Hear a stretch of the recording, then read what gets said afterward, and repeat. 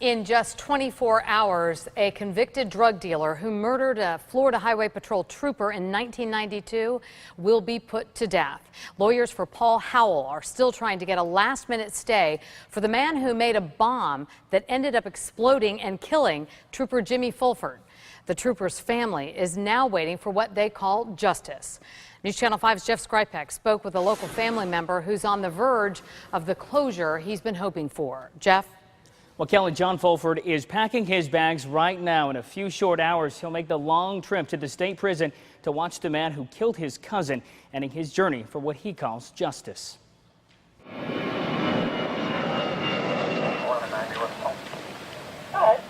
John Fulford has a hard time staying away from his old profession. The retired Palm Beach County Sheriff's deputy always has the justice system on his mind. But what has never left his thoughts, a case that has yet to close. The death of Florida Highway Patrol trooper Jimmy Fulford. You know, that could have been me out there. It could have been any other law enforcement officer. Unfortunately, it just happened to be a member of my family. Not only joined by the Brotherhood of Law Enforcement, but Jimmy was John's cousin. He was doing his job, yes.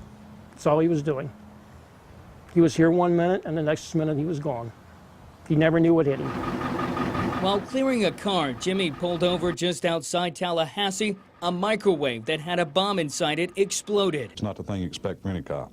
It shot, wreck, something like this, but not something like this. I hope that's what we're looking for. Investigators say Paul Howell had planted the bomb, which was intended to kill a few witnesses that were set to testify against him on a prior crime. No bond that has been set on the murder and the first-degree charge. Howell was convicted of murdering Jimmy and sentenced to death a few years after being arrested. Howell got 19 years more of life than my cousin got.